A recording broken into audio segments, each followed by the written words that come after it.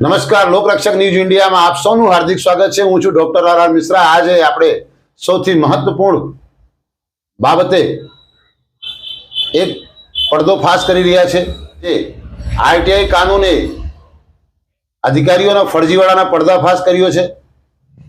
ગુજરાત સરકારની તિજોરીમાં કરોડો રૂપિયાના ચૂનો અધિકારીઓ લગાવી રહ્યા છે।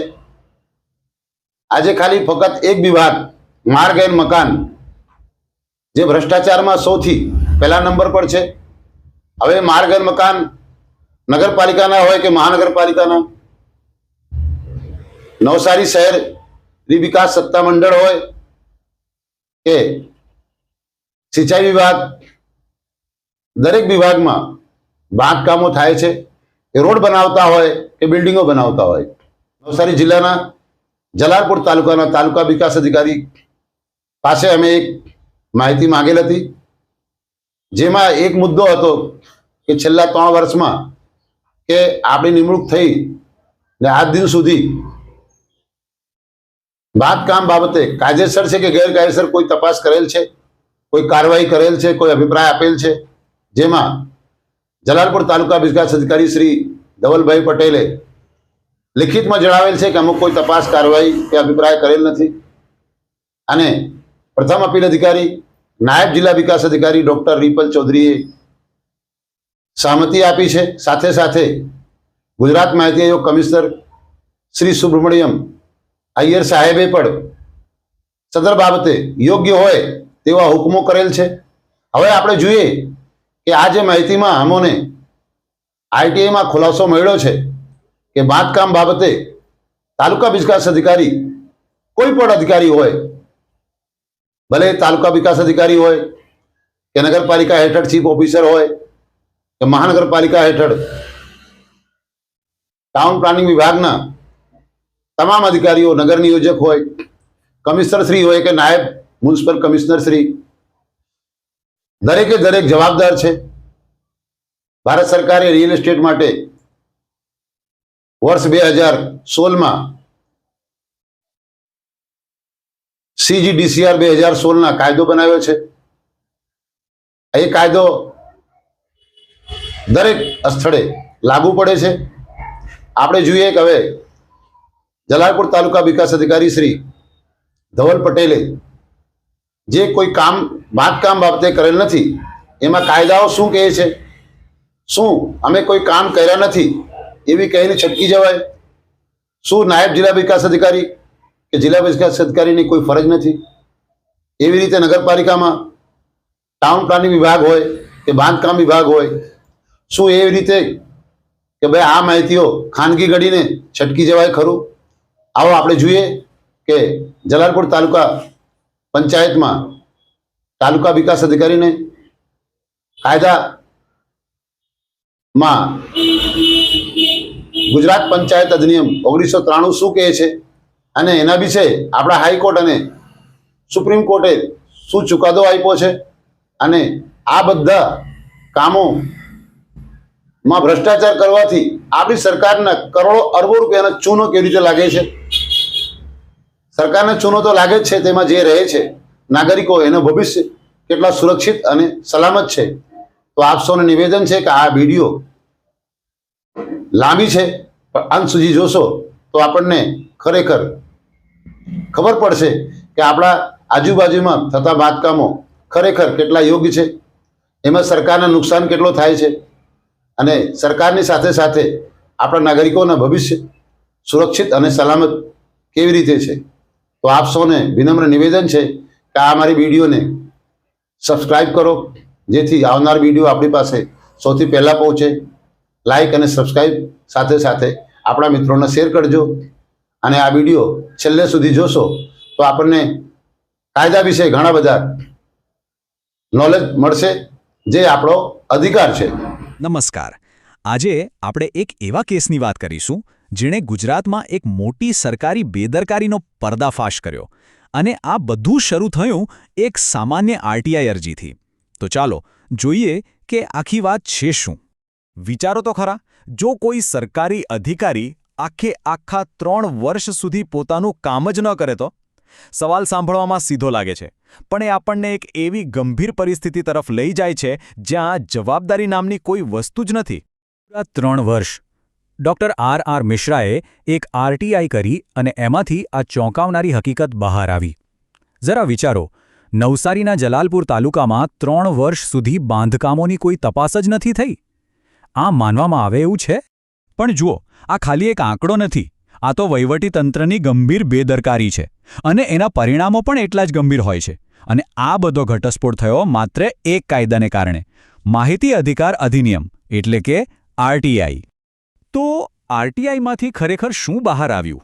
એમાં સ્પષ્ટ લખેલું હતું કે તાલુકા વિકાસ અધિકારી એટલે કે ટીડીઓ, જેમની આ મુખ્ય ફરજ છે, એમણે 3 વર્ષમાં એક પણ કાયદેસર કે ગેરકાયદેસર બાંધકામની તપાસ કરી જ નથી. અને વાત અહીં જ નથી અટકતી. આ તો એનાથી પણ વધારે ગંભીર છે. આ ખાલી એક અધિકારીની ભૂલ નથી.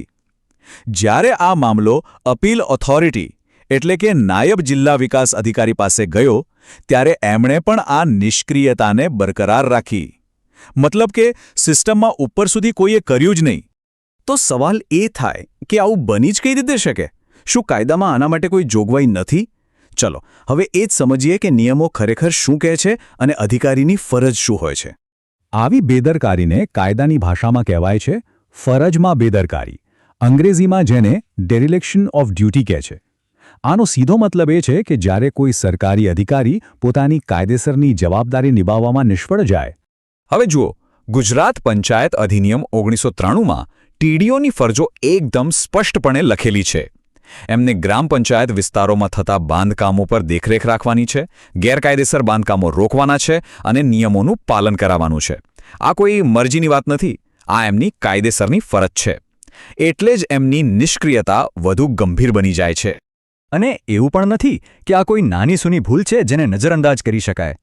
આવી ગંભીર બેદરકારીના પરિણામો પણ એટલા જ ગંભીર હોઈ શકે છે. વિભાગીય તપાસ થઈ શકે છે, શિસ્તભંગના પગલાં લેવાઈ શકે છે અને વાત ભ્રષ્ટાચાર નિવારણ અધિનિયમ કે પછી આઈપીસીની કલમો હેઠળ ફોજદારી ગુના સુધી પણ પહોંચી શકે છે. અને આ વાત ખાલી ગુજરાતના કાયદાઓ પૂરતી જ સીમિત નથી. દેશની સર્વોચ્ચ અદાલતો એટલે કે સુપ્રીમ કોર્ટે પણ આવા કિસ્સાઓમાં બહુ જ કડક વલણ અપનાવ્યું છે. દાખલા તરીકે એક કેસમાં સુપ્રીમ કોર્ટે સ્પષ્ટ કહ્યું છે કે ગેરકાયદેસર બાંધકામ સામે કડક કાર્યવાહી કરવી એ ફરજિયાત છે. મતલબ કે અધિકારીઓ હું પછી કરીશ કે નહીં કરું એવું કહી જ ન શકે, એમને પગલાં લેવા જ પડે. એક બીજા ચુકાદામાં કોર્ટે કહ્યું કે ગેરકાયદેસર બાંધકામોને ક્યારે નિયમિત ન કરવા જોઈએ. આનો અર્થ એ છે કે એકવાર ભૂલ થઈ ગઈ પછી એને કાયદેસર કરી દેવાનો કોઈ રસ્તો નથી. શરૂઆતથી જ કાયદાનું પાલન કરાવવું જરૂરી છે. અને આ ત્રીજો ચુકાદો તો સૌથી મહત્વનો છે. એમાં સુપ્રીમ કોર્ટે કહ્યું છે કે જે અધિકારીઓ આવા ગેરકાયદેસર બાંધકામો થવા દે છે એમને વ્યક્તિગત રીતે જવાબદાર ઠેરવી શકાય છે અને દંડ પણ કરી શકાય છે. એટલે કે વિભાગની ભૂલ કહીને છટકી ન શકાય. તો ઠીક છે, હવે આપણી પાસે આરટીઆઈના પુરાવા છે, કાયદાની જોગવાઈઓ છે અને સુપ્રીમ કોર્ટના ચુકાદાઓનું સમર્થન પણ છે. તો હવે એક નાગરિક તરીકે આગળ શું કરી શકાય? ચાલો એનો એક એક્શન પ્લાન જોઈએ. આના માટે એકદમ સ્પષ્ટ 4 પગલાંનો પ્લાન છે. સૌથી પહેલાં આરટીઆઈના પુરાવા સાથે જિલ્લા વિકાસ અધિકારી અને કલેક્ટરને લેખિતમાં ફરિયાદ કરો. જો ત્યાંથી ન્યાય ન મળે તો રાજ્ય માહિતી આયોગમાં બીજી અપીલ કરો. ત્રીજું પગલું, આખા તંત્રમાં સુધારો લાવવા માટે ગુજરાત હાઈકોર્ટમાં જાહેર હિતની અરજી એટલે કે પીઆઈએલ કરી શકાય. અને છેલ્લે અધિકારીઓની ગેરવર્તણૂક સામે ગુજરાત લોકાયુક્તમાં પણ ફરિયાદ નોંધાવી શકાય છે. અને આખો એક્શન પ્લાન મજબૂત કાનૂની પાયા પર ઊભો છે. પુરાવા માટે આરટીઆઈ કાયદો, ફરજો નક્કી કરવા માટે ગુજરાત પંચાયત અધિનિયમ અને ફોજદારી બેદરકારી માટે ભારતીય દંડ સંહિતા અને ભ્રષ્ટાચાર નિવારણ અધિનિયમ જેવા શક્તિશાળી સાધનો આપણી પાસે છે. સારું, તો આ તો થઈ એક તાલુકાની વાત. પણ ચાલો જરા આને મોટા ચિત્રમાં જોઈએ. આ એક ઘટનાનું મહત્વ આટલું બધું કેમ છે? જ્યારે કોઈ અધિકારી વર્ષો સુધી પોતાની મૂળભૂત ફરજ જ ન બજાવે ત્યારે એ ખાલી એક પ્રક્રિયાગત ભૂલ નથી. આ તો કાયદાનું સીધું ઉલ્લંઘન છે. એનાથી લોકોની સુરક્ષા જોખમાય છે અને શાસન પરથી લોકોનો વિશ્વાસ ઉઠી જાય છે. તો હવે જ્યારે આટલો મોટો પર્દાફાશ થયો છે, ફરજમાં બેદરકારીનો આટલો સ્પષ્ટ કેસ સામે આવ્યો છે, ત્યારે સવાલ એ છે કે શું સરકાર આના પર કોઈ પગલાં લેશે? આ વાતનો જવાબ તો હવે આવનારો સમય જ આપશે. ડૉક્ટર આર મિશ્રાએ એક આરટીઆઈ અરજી કરી અને પૂછ્યું, અને જવાબ જે મળ્યો એ આઘાતજનક હતો. સત્તાવાર રીતે એવું સ્વીકારવામાં આવ્યું કે છેલ્લા 3 વર્ષથી ત્યાં કોઈ પણ બાંધકામની તપાસ જ નથી થઈ. અને આ વાત કોઈ નાના મોટા અધિકારીએ નહીં, પણ છેક રાજ્ય માહિતી આયોગ સુધીના મોટા અધિકારીઓએ પણ કબૂલી. આ ખાલી એક નાની ભૂલ કે કબૂલાત નહોતી. આ તો જાણે ડોમિનો ઇફેક્ટની શરૂઆત હતી.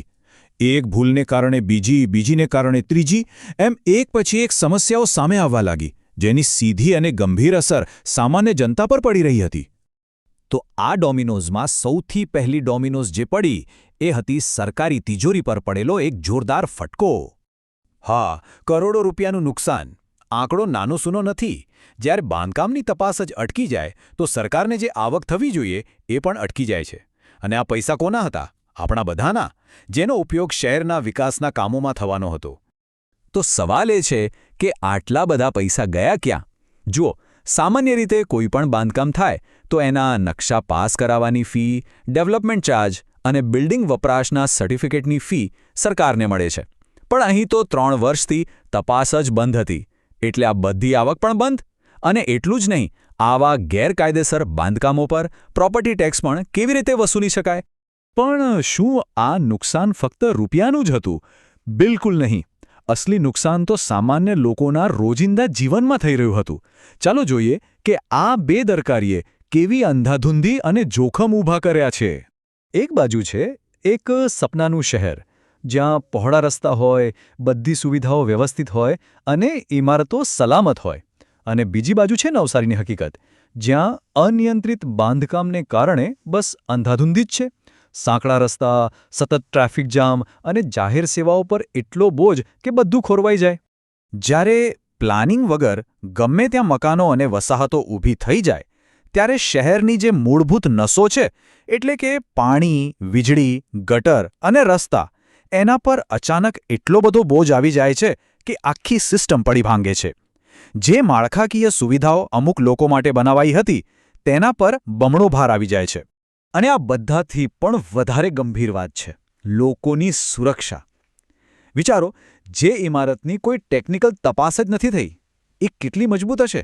એની શું ગેરંટી? આવી ઇમારતો તો એક રીતે જોખમના પહાડ પર ઊભી છે, જ્યાં હજારો લોકોનું જીવન દરરોજ દાવ પર લાગેલું છે. આ સમસ્યાની અસર ખાલી રસ્તાઓ અને ઇમારતો પર નથી પડતી. એના મૂળ તો સમાજ અને પર્યાવરણમાં પણ ઊંડા ઉતરે છે. એ આપણી આખી સિસ્ટમમાં લાગેલા સડાને ખુલ્લો પાડે છે. જુઓ, આ બેદરકારીની કિંમત આપણું પર્યાવરણ પણ ચૂકવી રહ્યું છે. જ્યારે ઝોનિંગના નિયમોને કચરાપેટીમાં ફેંકી દેવામાં આવે, ત્યારે ગમે ત્યાં બાંધકામ શરૂ થઈ જાય છે. લોકોના હરવા ફરવા માટેની જાહેર જગ્યાઓ ઘટી જાય છે. જે લીલીછમ જગ્યાઓ હતી એ કોન્ક્રીટના જંગલમાં ફેરવાઈ જાય છે. અને એનું પરિણામ શું આવે? પ્રદૂષણ અને પાણી ભરાવાની સમસ્યાઓ. અને આ બધાથી ઉપર છે વિશ્વાસનું નુકસાન. જ્યારે સામાન્ય માણસ જુએ છે કે નિયમો તો ખાલી બતાવવા પૂરતા છે, એનો અમલ તો થતો જ નથી, ત્યારે આખી સિસ્ટમ પરથી એનો ભરોસો ઉઠી જાય છે. અને આવી જ સ્થિતિ ભ્રષ્ટાચારને જન્મ આપે છે અને તેને પ્રોત્સાહન પણ આપે છે.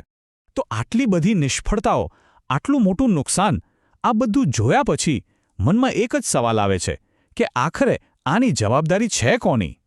ચાલો આખી ઘટનાને ફરી એકવાર સમજી લઈએ. શરૂઆત થઈ નિયમોના અમલ બંધ થવાથી. એનું પરિણામ આવ્યું કરોડોના નુકસાનમાં. એના કારણે શહેરમાં આડેધડ વિકાસ થયો, જેનાથી લોકોની સુરક્ષા જોખમાઈ. અને અંતે આખી સિસ્ટમ પરથી લોકોનો વિશ્વાસ જ ઉઠી ગયો.